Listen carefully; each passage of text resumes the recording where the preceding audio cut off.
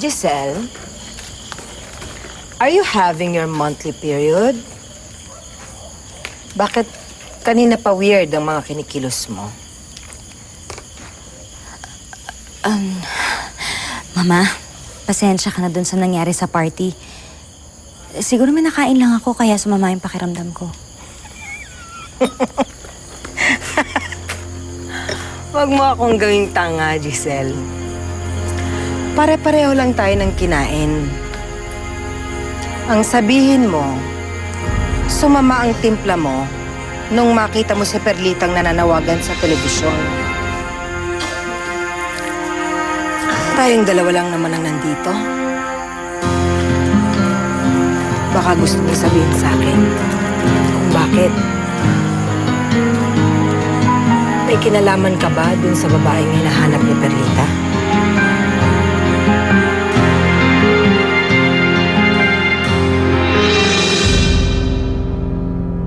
Nag-elevate sa buong Pilipinas sa programa nito. Kaya baka siguro bukas meron na tayong lead kung nasa si Aling Rodora. Sana nga magdilang anghel ka, Harry. Marlene, pwede ko bang kunin yung number mo? Yung number ko? Seryoso ka ba? Oo, kasi kapag may tumawag at nagbigay ng tip kung nasa si Aling Rodora, may inform ko kayo agad. Sabagay, sige. Thank you, Marlene. Hindi nga dapat na magpasalamat sa'yo ni Inay kasi tinulungan mo kami.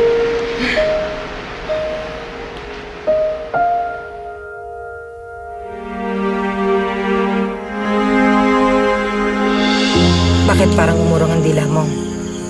Sasagutin mo lang naman ang tinatanong ko. Kilala mo ba yung Rodorang sinasabi ni Perlita na hinahanap niya? Hindi, Mama. Hindi ko kilala yung babaeng nandun sa litrato. Tsaka wala akong kugnayan dun.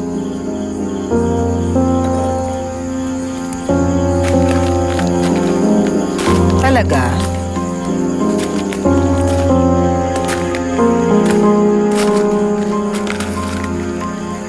O bakit parang nawala ka sa sarili mo nung napanood mo?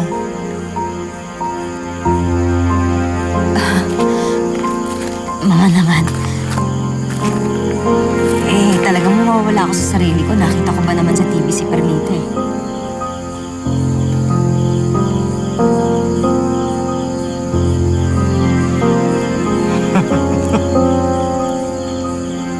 Sabagay. Ako din. Nabwisit nung napanood ko si Perlita. Halos masuka nga ako eh. Pero ang mas nakakasuka, yung babae sa picture, yung Rodora, may mas papangit pa pala kay Perlita. Tao pa ba yun? Paunggoy na yun ah.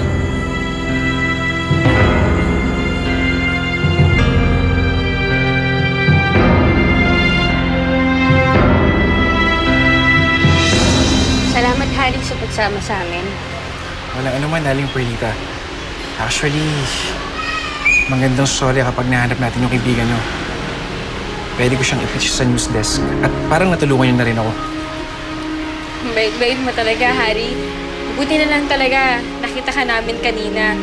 Kasi kung hindi, siguro wala pa rin nangyayari sa paghahanap namin ni Inay. Saka nyo na pasalamatan kapag nakatanggap na tayo ng lead. Sige po, magandang gabi. Sige, ingat ka. Anak, mauna na ako sa loob. Sumulot ka na, ha? Sige, ho.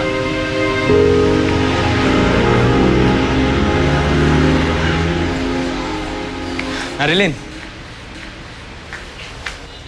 Jerome, anong ginagawa mo dito? Iabot ko lang sana ito sa'yo eh. Bubuksan ko na kasi yung restaurant ko sa susunod na linggo.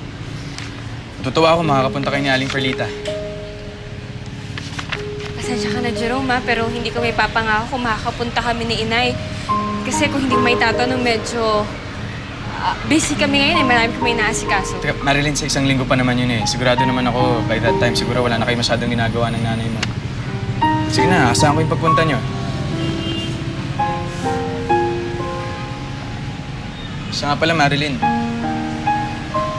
Sino yun? Si Harry, kaibigan namin ni Inay. Siya yung tumutulong sa amin para hanapin yung nawawalang kaibigan ni Nanay. Bakit sa kanya kayo humihingi ng tulong, Marilyn? Dati-rati naman ng mga bata tayo. Kapag may problema ka, ako lagi yung unang nakakaalam. Sa akin ka unang humihingi ng tulong. Pero bakit ngayon, hindi ko man lang alam na may hinahanap pala kayong tao ni Aling Perlita? Jerome, hindi ba malinaw sa'yo yung huling usapan natin? Jerome, gusto ko nang putulin. Kung ano may ugnayan natin yung pagiging mag-best friends natin, gusto kong tapusin na yon. Huwag mo akong asahan. Nagagawin ko pa rin yung katulad ng dati. Layuan mo na lang ako para wala nang gulo. Please. Ano ba yung sinasabi mo? Please, Jerome, layuan mo na lang ako. Marilyn!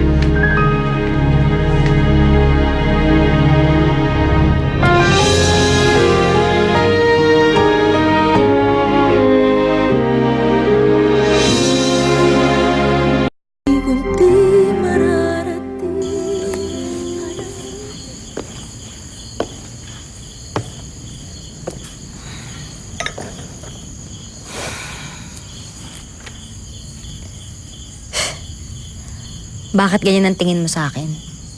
Gusto mo rin akong questionin? Lahat na lang kayo gusto niyo akong questionin. Alam mo, Giselle, mas kilala kita kaysa sa pagkakakilala sa'yo ni Tita Charito tsaka ni Ziggy. Alam na alam ko kung kailan nagdadahilan ka. Alam mo kanina nung kausap si Tita Charito? Dahilan na dahilan eh. Ano nga ba sinisikreto mo kasi?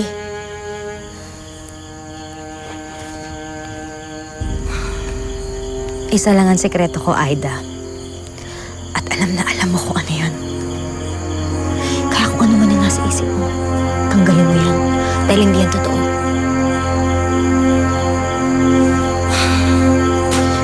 Sana nga. Alam mo, Giselle, kaibigan mo naman ako. Ito, payo lang ha. Sa dinami-dami ng mga pagsisinungaling mo at mga tinatago mo, mag-ingat ka. Alam mo, baka matabunan ka niya, hindi ka na makabangon.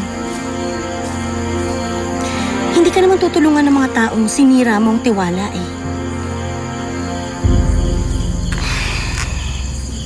Kahit gaano ka pa nila kamahal. Psst. Painom ha. Sarap. Bye.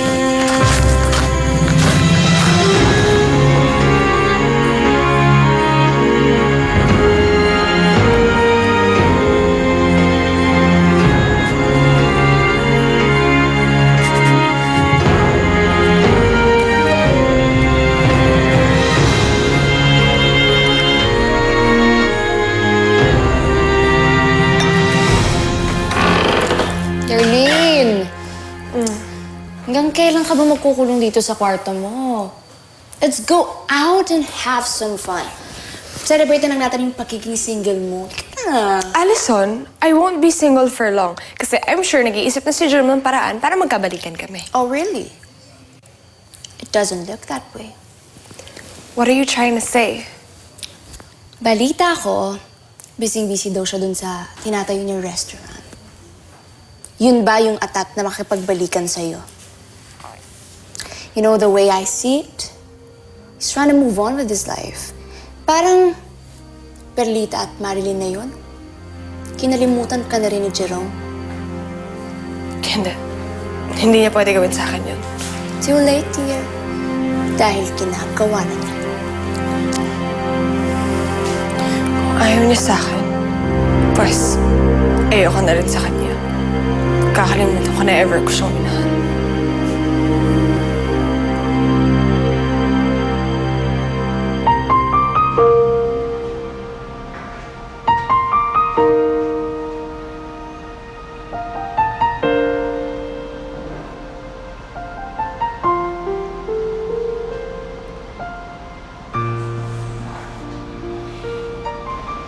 Brother, nagsosolo ka dyan?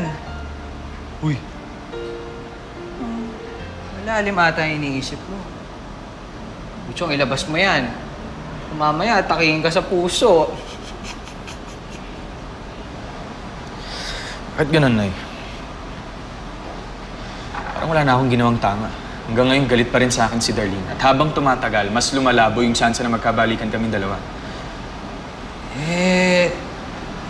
Jerome, huwag ka muna mainip. Bigyan nyo isa't isa ng spasyo. Hayaan yung maghilom yung sugat ng mga puso ninyo. Tsaka, kung nagmamahalan talaga kayo, tatagal magiging okay din kayo. Wow. Lalim na.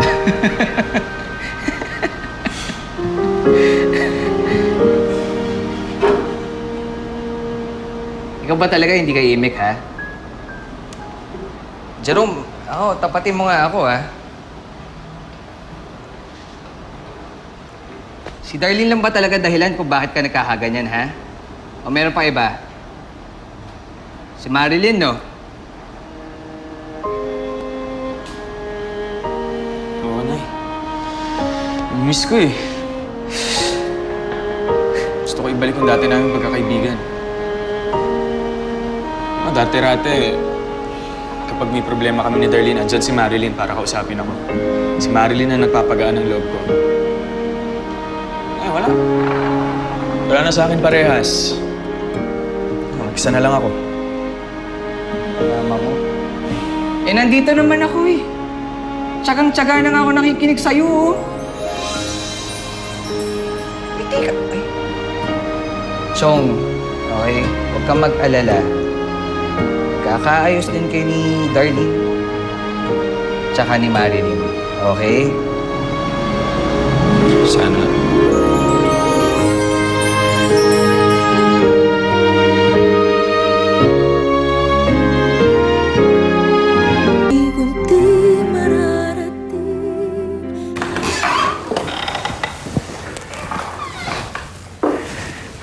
I'm sorry I missed dinner. Medyo natagalan yung meeting namin ng doktor na kino-consider namin to head the beauty spa, yung bubuksan. Alam mo, yung pagkamayabang yung doktor na yun, ha? But I must say, may bubulgar pala yun, ha? Marami palang naging kliyenteng artista yun.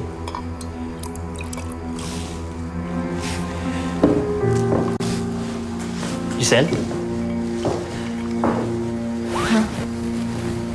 Oh my God, you're not even listening. Kanina pa ako dada dito, hindi ka pala nakikinig. Are you even interested doon sa bagong project na bubuksan? Well, I'm sorry. Marami kasi akong trabaho, pagod ako. Well, regarding dun sa beauty spa, kung akong tatanungin mo, dapat mas mag-focus tayo sa mga ibang amenities kesa doon.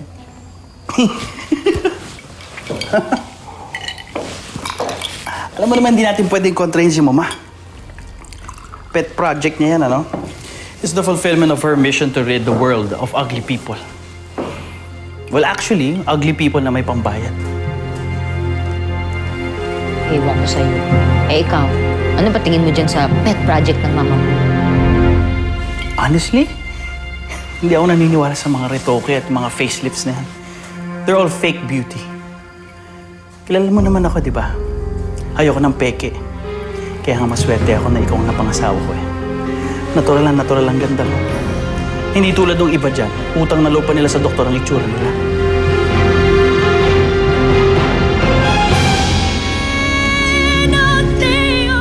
Bakit sinusoli mo itong bagay ng mga binigay ko sa'yo? Para lang maging klaro sa'yo na tapos na tayo. Gusto ko nang kalimutan lahat ng namagitan sa ating dalawa. Kapag may pinto ang magsasara, may magbubukas na bintana. Si Jerome yung pintong nagsara. Ayan si Harry, oh. Bintanang bukas. Kilala ko po ito. Si Rodora po ito. Bakit kanya hinahanap matapos ang napakahabang panahon? Kung nag-iba ang mukha niya, nag-iba rin ang buhay niya. I would also like to introduce you my wife, Giselle Carbonell. Josie, di ba magkamukha? Magkamukha silang dalawa? Ibang narinig ko, Rodora. Pwede ba wag na tayo maglaro? Walang katotohanan yung sinasabi mo. At hindi ako si Rodora. Mommy, sino si Rodora?